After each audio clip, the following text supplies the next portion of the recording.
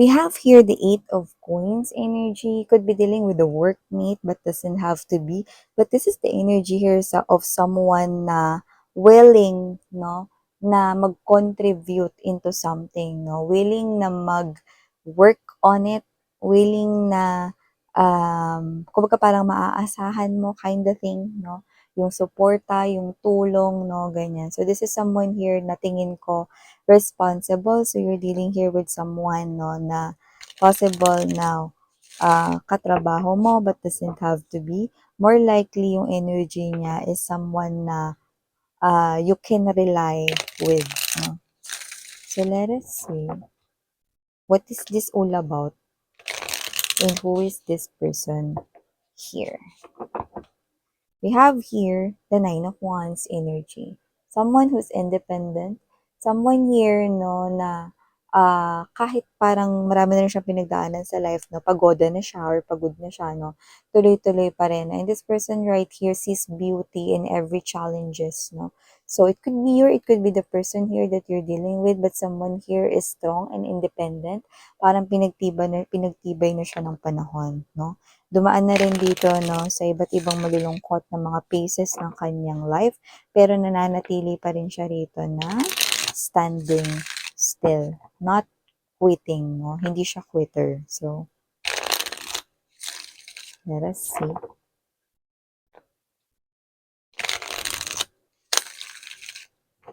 Okay. Let's go ahead and check out other informations related to this.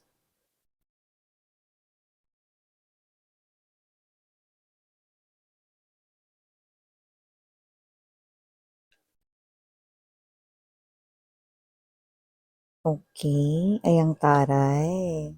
Yan, no?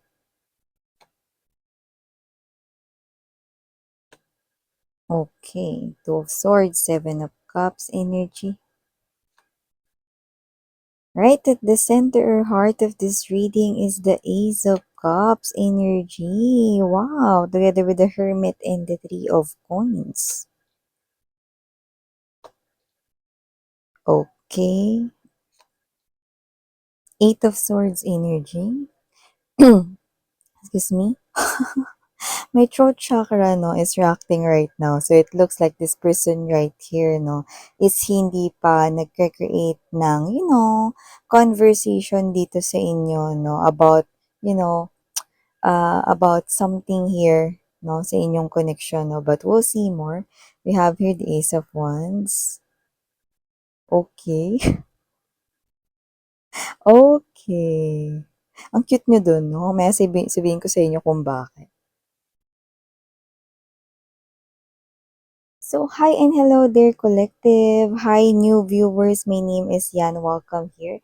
Sa ating mga returning na tambayers, thank you sa inyong walang sawang pagtambay. And yes, kung hindi nyo pa knows, meron pa po tayong other channel. Link is down below sa ating description box. We're in. Nag-upload din tayo everyday ng collective readings, no, for all signs. Kaya naman, alam man yung zodiac sign mo, pwede kang makinig at manood. Basta, just take only what resonates with you guys, no, sa inyong situationship. And yes, wala rin po tayong gender here. Sa babae, lalaki, LGBT, everybody welcome. Pwede rin i-switch at i-swap ang mga roles dahil possible talaga magkapalit-palit. Why? Because it is a general reading. However, okay, maaari pa rin kayo makaresonate, no? As long as you keep on staying tuned in, no, sa ating channel, no? The more you stay tuned, the more chances of winning. Winning na makuha natin ang iyong energy. So yeah, timeless tayo dito sa pwedeng ito ay nangyari na sa iba sa inyo, sa iba nangyayari na ngayon sa kasalukuyang panahon, at sa iba naman ay hindi pa at mangyayari pa lamang sa kanilang future, no? But here, I do see someone, no, with the Knight of Pentacles energy and the Hangman. Ano ba to, Miss Yan? Alam mo, ito yung energy ng nag-aabang. Ayun mga babes, no, hindi po to hablot baggang. Hindi po siya hold-upper 'no, at hindi rin po siya rito 'no, masamang tao na nag-aabang rito 'no, na makuha yung cellphone mo 'no, or gamit mo diyan. But this is the person right here na nag-aabang with the Knight of Pentacles and the Hangman energy.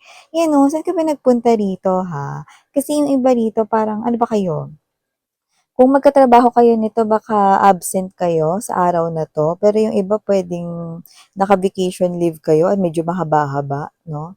Yung iba mga babes 'no, puwede naman na hindi kayo magkatrabaho, puwede rin naman na alam niya lang kung saan ka dumadaan, so inaabangan ka niya rito 'no. So this energy right here is someone na nag-aabang sa'yo, you know.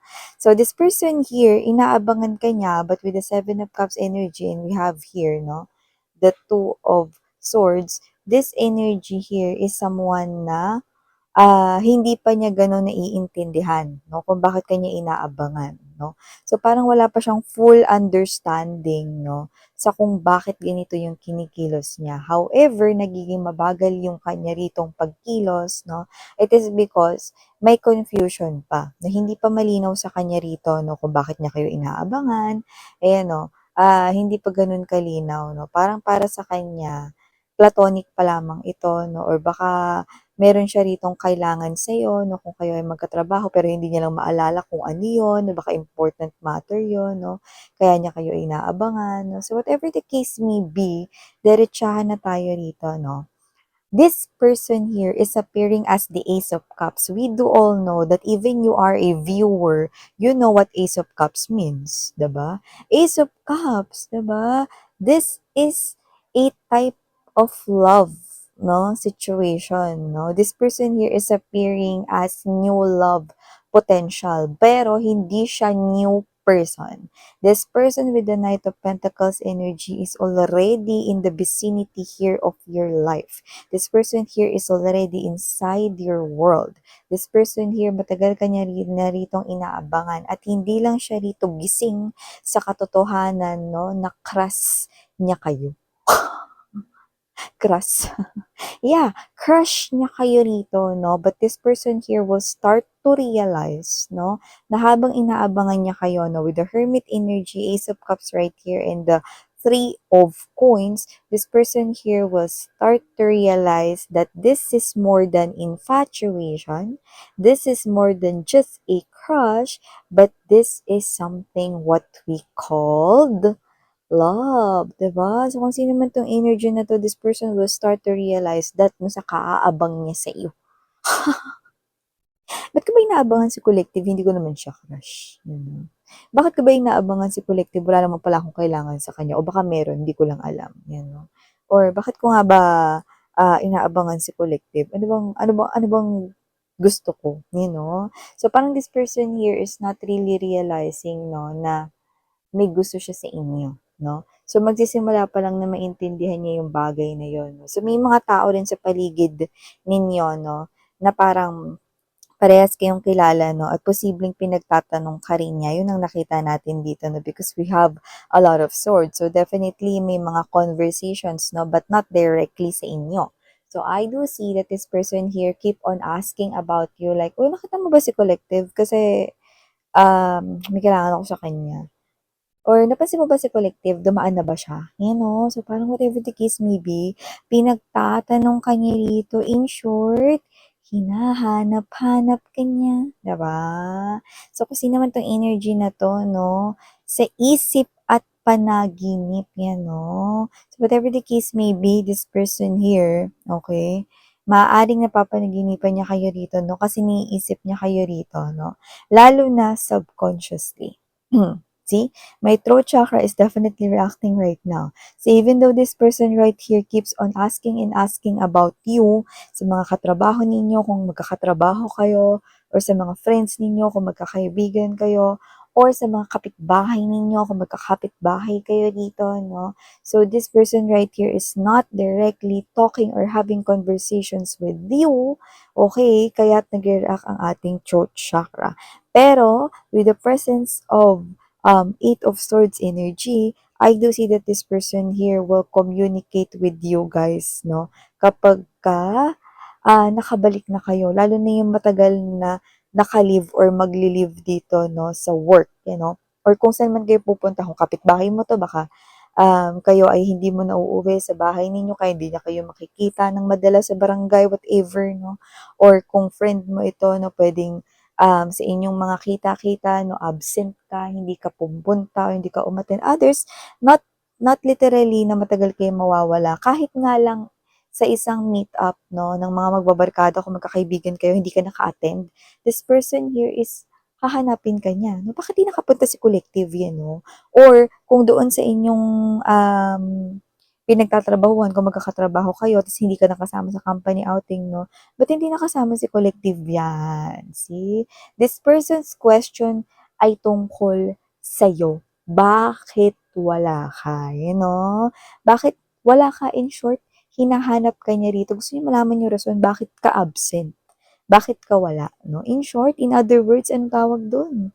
Nami-miss ka niya, hindi siya sanay na hindi ka niya nakikita rito, 'no? So, I do see that, with the presence of 7 of Cups energy as well, this person here keeps on looking at your social media, 'no? So, this person keeps on looking not really sa yung mga statuses, not really, 'no? But this person here keeps on browsing your photos, 'no? Yung mag-isa ka lang, yung selfie lang talaga mo, 'no? So, this person here 'no, I think marami sa kanila yung hindi nila nare-realize na crush ka nila, but this person here keeps on looking at your photos and this person here could be like, "Why? Why I do keep on looking dito sa picture ni Collective? Nagagandahan ba ako sa kanya? Nagagwapuhan ba ako sa kanya? Naguguluhan ako, hindi ko alam sagot," 'no? And then this is you, 'no, wala ka and this person here will start to realize 'no, na yun na yung door or portal 'no, para ma-realize niya ditong crush pala niya kayo or may gusto pala siya sa inyo 'no. So, yung nakikita ko rito. So, this person right here 'no, nakikita ko rito na mag-iisip siya at hindi siya makakatulog dun sa araw na absent ka. So, dun papasok sa isip niya rito 'no, na parang chance niya na ito para magkaroon or mag-start up ng conversation with you like, "Hi, bakit wala ka?" 'Yan 'no, "Ba't hindi ka sumama sa company outing?" or "Bakit ka absent today sa office?" or "Bakit hindi kita masyado nakikita ngayon dito sa atin sa barangay," 'yan 'no, or "Bakit bakit hindi ka umattend nung reunion natin or nung kita-kita natin last time," 'yan 'no. So, nakikita niya 'yun as chance to start a conversation here with you guys 'no. So, nakikita ko dito ha, medyo ang cute niyo dito, bakit? Kasi we have here the Page of Wands energy, Ace of Swords right here in the Page of Cups. So, pinapakita sa akin dito na parang sinasabi ng iba sa inyo, puwede na miss 'yan, 'yan 'no. Parang okey naman siya miss 'yan, 'yan 'no. So, nakikita ko dito mga babes na parang kayo 'to na, puwede na miss 'yan, okey na miss 'yan, tingnan natin miss 'yan, 'yan 'no. So, with the Ace of Swords energy nakita ko dito that you will also talk to this person here 'no. So, definitely there's a back and forth messages I'm seeing 'no, coming from you guys and from this person here that you're dealing with. So, nagsimula lang ito 'no, sa absent ka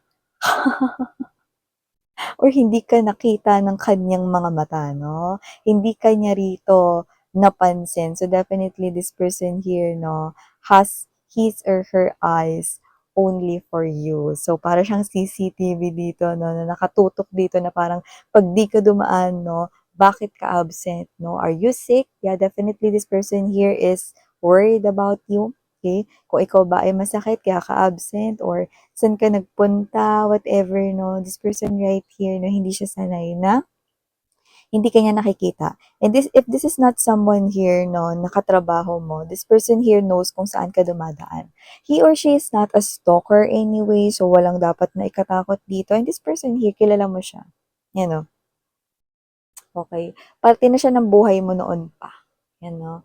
With the Knight of Pentacles energy, this person here is someone you already know. The name, the face, 'yan 'no. Kilalang-kilala mo siya dito 'no. And this person right here, yeah, possible na, subconsciously matagal na pala siyang may gusto sa'yo 'no, pero ngayon niya lang na-realize. Yes, may mga gano'ng tao 'no.